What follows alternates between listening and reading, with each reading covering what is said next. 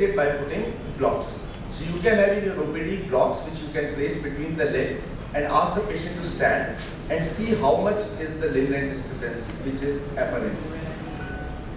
Now you have already done this exercise where you have identified where the hip of acetabulum is going to lie. If you have calculated a limb length discrepancy, say 2 centimeters. So the next step to the femoral preparation is draw a line 2 centimeters above the line which you have drawn.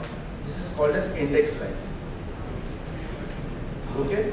So before you have calculated the pelvis and you have identified the center of rotation and you have drawn first line, on the femoral side then what you need to do is make another line which is called as index line, which is the same distance which your limb length discrepancy is. So if the limb length discrepancy is 2 centimeters, your index line is 2 centimeters above this line, parallel to this line. Then there are templates which are available, which you have to put on the femoral side. The template should be one which is fitting exactly the canal which you want to rasp, say size 8 or size 9, and this is how you define the size on the femoral side. Then how much you have to rasp down from the lesser tuberosity, this template can be kept, and normal our resection is around 1.5 centimeters above the lesser trochanter. So put this zig here and match the point of the head where exactly you want. So if I am using a 40 head or 36 head, I need to point the center of the zig, to that index line like this, and then place my template like this.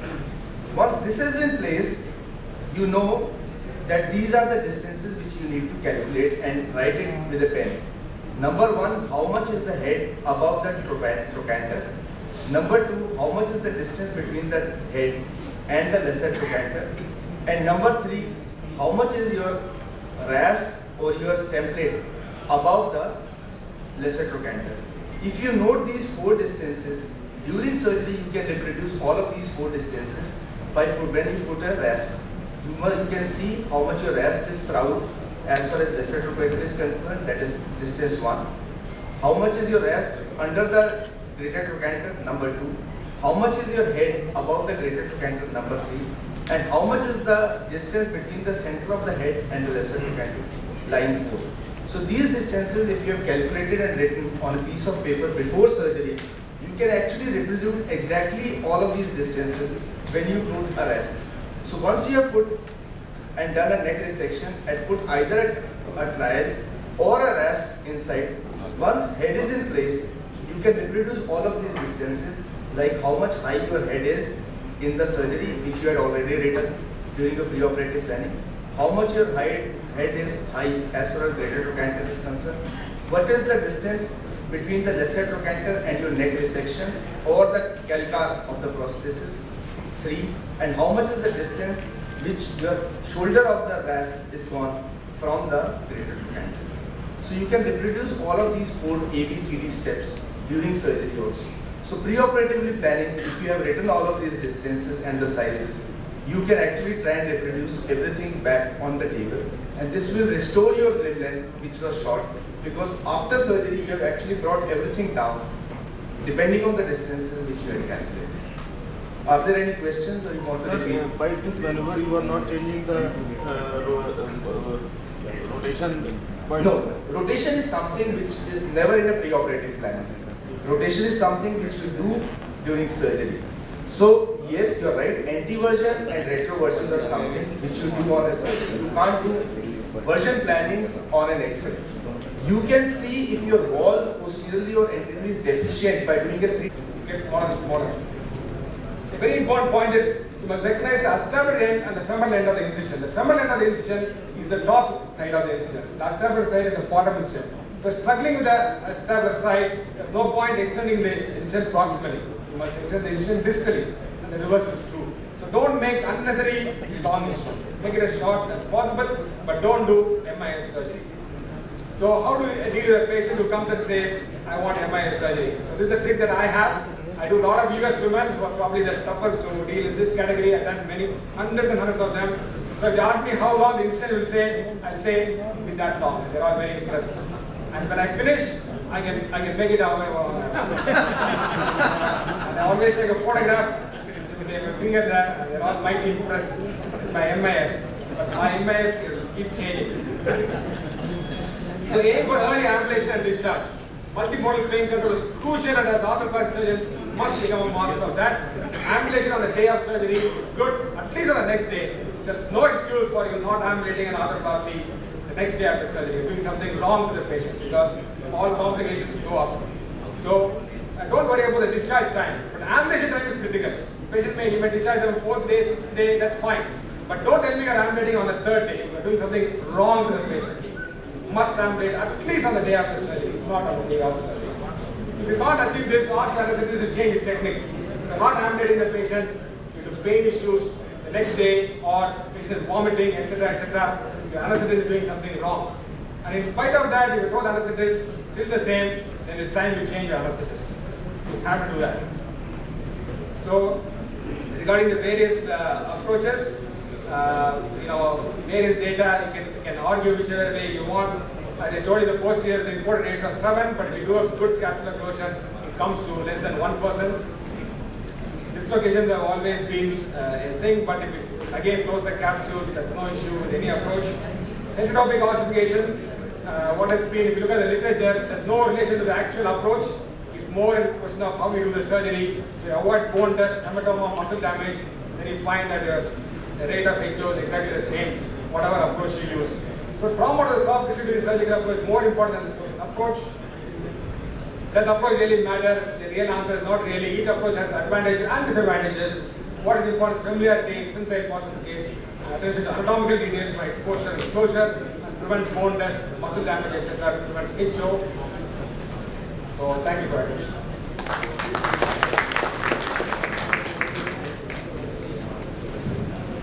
Dr. Vijay will be leaving for the live surgery demonstration. And you can ask a lot of questions during surgery also. That will be the right time. On a specific steps, you can ask him questions. Dr. IPS Oberoi, please come on this stage for the next step.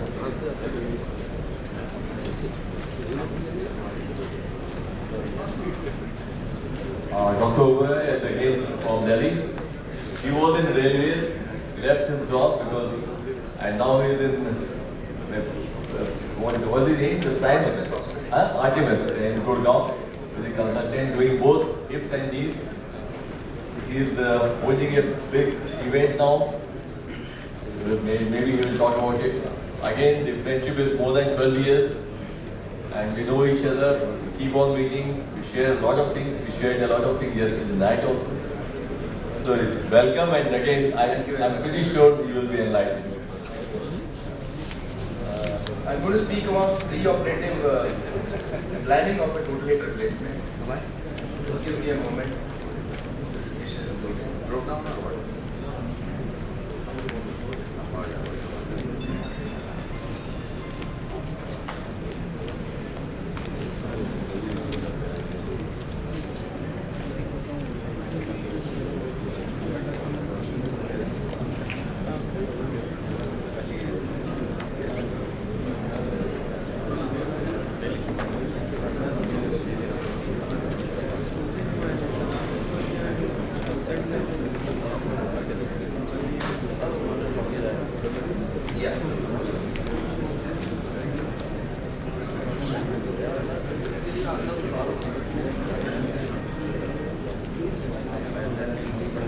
Can I have a laser pointer, please? Laser pointer.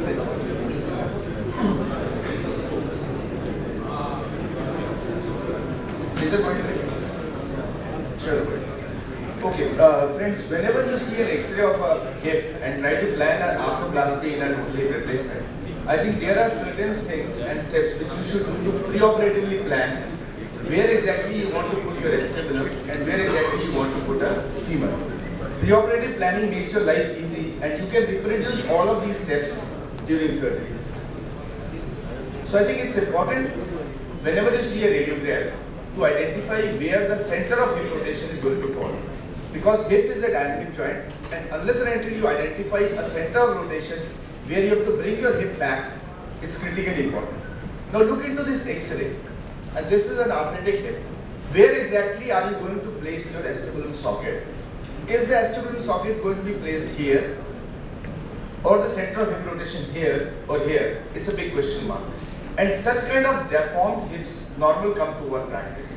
Now I'm just going to show you a couple of slides and simple steps how to make certain lines on an X-ray and identify where your acetabulum is going to fall. And you can reproduce all of these steps in theatre to put your acetabulum in right position. So whenever you see an X-ray of a deformed hip, understand that hip is arthritic and pelvis is tilted. And when pelvis is tilted, you have to draw certain lines which are standard lines which will help you in identifying the hip rotation. So first line which you are going to join is basically to join both the ischial tuberosities. So that's the line, is the first line. Whenever you see any X-ray, however deformed it may be, just join a line between two ischial tuberosities. That's line number 1. The second line which you are going to join is join both the iliac crest. So even if the pelvis is deformed and tilted, if you draw these two lines, you actually make a big frame of your pelvis. So two lines, one joining ischial tuberosities, second line joining the iliac crest. The third line which you are going to join is joined between these two lines. So that's a line which is joining the ischial tuberosity line and iliac spine line. It's a straight line like this.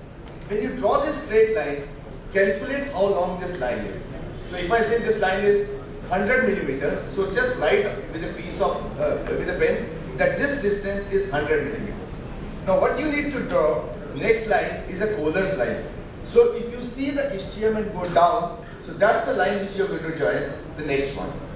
Now understand, in a deformed hip, your acetabulum should sit right at the teardrop. And in a deformed hip, it is sometimes very difficult to identify where the teardrop is. Teardrop essentially is a cross section of two lines. So one line is a Kohler's line, which is like this. The second line is a Shenton's line. You know Shenton's line in a neck femur fracture. So second line is a Shenton line. So wherever the Kohler's line and Shenton line meets, that's the teardrop. So that's exactly the place where acetabulum base should be seated. Now you, after drawing these lines, the Shenton line and the Kohler line, draw that point where these two lines are meeting. From that line, extend 1/5 up. So suppose I told you you have already drawn 100 millimeters. Now from that teardrop, you actually go 1/5 up, which is 20 millimeters up. Then go 1/5 on the side like this. That's another 20 millimeters. And then join both of these lines like this. And the center of this would be the center of your acetabulum. So I'll just repeat all of these steps again for those who probably missed on the steps. So first is ischial tuberosity line, that's line 1. Second line is a line joining the iliac crest, that's line 2. The third line is a line which is going to join between these two lines, that's a perpendicular line, which is line 3. Once you have drawn these three lines, this third line you have to calculate and write. Okay? Then you have to draw two lines. One is a Kohler's line, and it's easy to identify a Kohler's line, and a Shenton's line. When you have drawn Kohler's and the Shenton, intersection of Kohler's and Shenton lines give you the teardrop. From the teardrop, you go 1/5 up of the distance which you actually calculated. From the teardrop, you go 1/5 up, so 20 millimeters, and then perpendicular 1/5, again 20 millimeters, and then join both of these lines. And the center of this would be exactly where cup center should fit. So however deformed your pelvis may be, however dysplastic your pelvis may be, if you identify the teardrop and the distances, you can actually see where you have to bring your hip center down. So if there is dysplasia, you have to bring your hip center down. If it is protrusion, you have to bring your hip center out. So this is how you actually draw the lines to identify your hip center and the center, and then you take a template which a company usually gives and see that this, and just color this area and see that your acetabulum exactly sitting into this colored area. So you actually define the size of your acetabulum, you define exactly where you have to bring down the acetabulum during reaming also and bring it down. So that's how you put your acetabulum socket in place. And the inclination is something which you always keep at 45 degrees. So with this socket here, you actually put your inclination at 45 degrees, and then that's how your vestibular tabrating is done. Is there any question in vestibular tabrating? Is there any embargo for magnification so far as the X-ray is concerned? No, absolutely no, because magnification index is exactly same which has been incorporated in the. There are issues with the digital X-rays now. Don't put it any magnification. The radiological image which you get is typically incorporated into the SIGs also. Our aim is basically to identify the hip center of rotation, and this is how you do it. That this can be done in digital X-ray also, which are out of proportion to the size. Yes, you can do it in digital X-ray, because in a digital X-ray, as you keep on increasing, the distances don't differ. If you take a CD and put it on your system, it may enlarge the image, but if you take the distances, they always remain the same. So that's how, if this is increasing, the scale also increases. So if you have calculated 40 and then zoom it up, it remains 40. It's just that the visual impression it increases, but it remains same. Any more questions in identifying the hip center of rotation in a deformed? What we have requested Dr. Prasad is he will be giving us a deformed X-ray also. During lunch or a tea break, if anybody wants to understand, we can draw these lines and show you even in a deformed X-ray how exactly to bring your hip center down and where to draw these lines and see that hip is sitting well. So that's how you do it. You have to actually identify the teardrop and the lateral wall, and your acetabulum exactly is going to sit. So from the base, you have to calculate where you have to put your acetabulum line. So even in a deformed hip which is like this, you now understand how down, inferior and middle you have to bring your hip center, and you can actually reproduce it during your surgery. Okay. The second part of my talk is the femoral side. So you have done the acetabulum side, and you understand now where exactly you have to bring your acetabulum. And I'm just going to show how we do it on the femur side.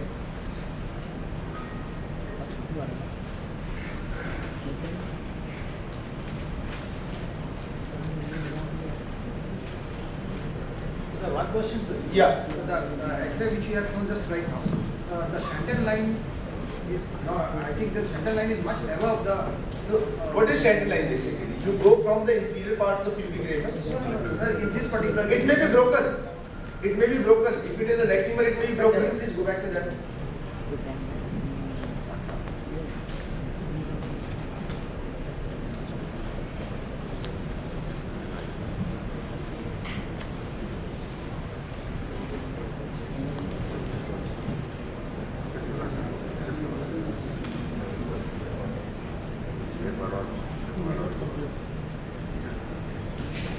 Yes. So not this one, sir. The one that this the other X-ray. The polar line. No, sir. One this classic you just you showed. This is the same one. Please explain how polar center and outward. That is Just, why just for the total hip you had done that X-ray. The one before that the total hip you had done. Mouse crossing is mouse, there is no mouse also. You want to see the polar line? No, sir. One more X-ray was there in which you have done total hip and you have shown the X-ray also. The last X-ray. The surgery has been done. Next slide. Yes, in this case, how will you draw this center line? In an X-ray. You see this X-ray, Just a we are image. calculating. Sorry. This one. Yes, sir. Intersection भी चाहिए उसका So, no, in the other X-ray. The radiograph. Beyond. Where it is difficult to draw that simple line. No. Okay. I am using. This is the ilioischial. Can you see this one? Yes. My mouse is going down. Here. And when you extend this line up, this is where the teardrop is going to come. Because hip is dysplastic, this has gone up. So inferiorly as you move, this is roughly where you are going to teardrop is going to fall. Okay? And this is what you exactly try and reproduce in a surgery also. So that's the ilioischial which is coming up.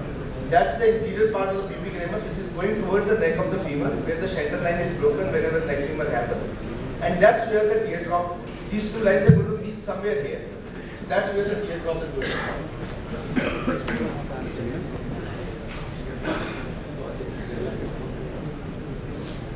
And now I'll just show you some slides about the femoral preparation.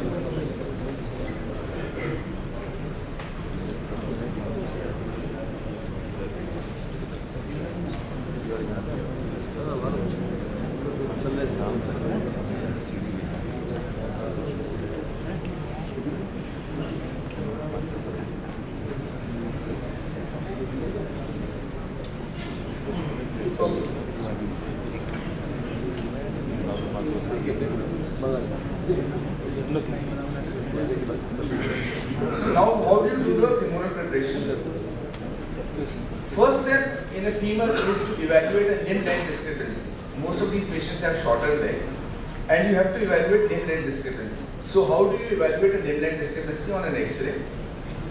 Draw a line which connects both the teardrops. You have already defined teardrops by drawing Shenton lines and a Kohler's line and point where the teardrop is being formed. Join a line on both the sides which join the teardrop, number 1. Then join both the tuberosities also. Okay, that's the second line which you have already drawn. And see where the lesser trochanter upper border is formed. So you have to calculate the distance either between the lesser tuberosity, the upper border, and the tuberosity lines like this, or a distance between the lesser trochanter and the line which was joining the teardrop. If the pelvis has gone up, if the hip has gone up, one of these distance will either decrease or increase. So you note this is the anatomical limb length discrepancy which is there. You have to identify the fixed points like teardrop and ischial spine, and the femoral point which is the lesser tuberosity, the lesser trochanter, upper part, and this is how limb length discrepancy, a true limb length discrepancy is calculated. Now patients often have pelvic obliquities and they have an apparent limb length discrepancy, and that is usually tested by putting blocks. So you can have in your OPD blocks which you can place between the leg and ask the patient to stand and see how much is the limb length discrepancy which is apparent. Now you have already done this exercise where you have identified where the hip of acetabulum is going to lie. If you have calculated a limb length discrepancy, say 2 centimeters, so the next step to the femoral preparation is draw a line 2 centimeters above the line which you have drawn. This is called as index line. Okay? So before you have calculated the pelvis and you have identified the center of rotation and you have drawn first line, on the femoral side then what you need to do is make another line which is called as index line, which is the same distance which your limb length discrepancy is. So if the limb length discrepancy is 2 centimeters, your index line is 2 centimeters above this line, parallel to this line. Then there are templates which are available, which you have to put on the femoral side. The template should be one which is fitting exactly the canal which you want to rasp, say size 8 or size 9, and this is how you define the size on the femoral side. Then how much you have to rasp down from the lesser tuberosity, this template can be kept, and normal our resection is around 1.5 centimeters above the lesser trochanter. So put this zig here and match the point of the head where exactly you want. So if I am using a 40 head or 36 head, I need to point the center of the zig, to that index line like this, and then place my template like this. Once this has been placed, you know that these are the distances which you need to calculate and write it with a pen. Number 1, how much is the head above the trochanter? Number 2, how much is the distance between the head and the lesser trochanter? And number 3, how much is your rasp or your template above the lesser trochanter? If you note these 4 distances, during surgery you can reproduce all of these 4 distances by when you put a rasp. You can see how much your rasp is proud as far as lesser trochanter is concerned, that is distance 1. How much is your rasp under the greater trochanter? Number 2. How much is your head above the greater trochanter? Number 3. And how much is the distance between the center of the head and the lesser trochanter? Line 4.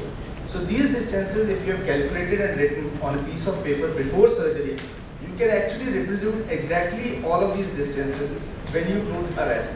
So once you have put and done a neck resection and put either a trial or a rasp inside, once head is in place, you can reproduce all of these distances, like how much high your head is in the surgery, which you had already written during the preoperative planning, how much your head is high as far as greater trochanter is concerned, what is the distance between the lesser trochanter and your neck resection or the calcar of the prosthesis, 3, and how much is the distance which your shoulder of the rasp is gone from the greater trochanter.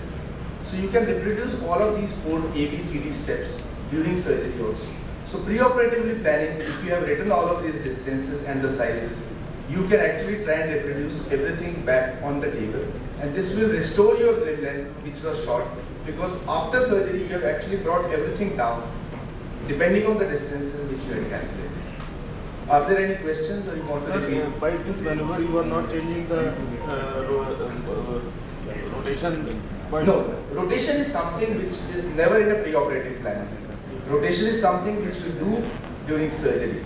So yes, you are right, anteversion and retroversions are something which you do on a surgery. You can't do version plannings on an X-ray. You can see if your wall posteriorly or anteriorly is deficient by doing a 3 to 2 centimeter above and template according to that line. So when you actually reduce the hip back, you restore that shortening. Are you understanding that concept? Your limb is short by 2 centimeters. You have already brought your acetabulum down. In a down acetabulum, you can't do a templating. You have to do a templating on the preoperative ends. So take those 2 centimeters and template everything 2 centimeters above. So once you have templated everything 2 centimeters above, the moment you reduce the hip back, you restore that 2 centimeters. And that is the aim of an index line, that once you have actually calculated the hip center, the index line is exactly those centimeter or millimeter above the line where you want your acetabulum, your femur or head should lie. So that when you reduce it, it comes back into the, and you restore the limb length. If you are going to template at this point, you are going to have a longer limb. If you have to template a short limb, you have to template above it, and then once you reduce the hip down, it restores the limb. That's the aim of the index line. So the center of rotation will not change? No, your center of rotation is defined by the acetabulum. Acetabulum fix हो गया अब आपका.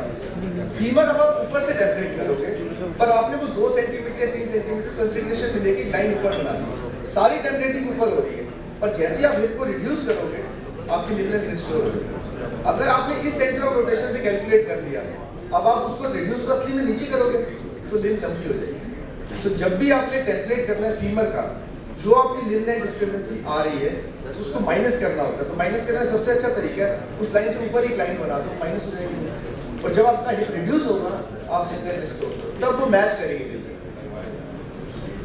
Any other questions? All these measurements should be taken on normal X-rays. Yeah, on a normal X-ray. Even if you are taking on a digital X-ray, which is on your CD, with your scale, because as I told you, जैसे digital x ray बड़ा करते जाओगे, वो scale भी बड़ा होता जाएगा. अगर वो 1 सेंटीमीटर हो 1 सेंटीमीटर रहेगा, वो भी बड़ा दिखेगा. तो अगर आप उसको टेम्पलेट करेंगे, तो size remains the same. So if you are using a digital X-ray, use it on a system which has got a magnification of the scale as well as the picture. Otherwise, use a normal X-ray with a normal scale. Sir, there are these X-rays that you showed. सिर्फ block से calculate करते हैं, क्योंकि we want patient because the patient may be uncomfortable because he has been walking with such kind of scoliotic gait for years together. So aim is to restore back the apparent limb length discrepancy, because a part of limb length discrepancy has been compensated by pelvis and spine, and you can't undo that. You can just undo the vestibular part which you are doing for a total limb length discrepancy.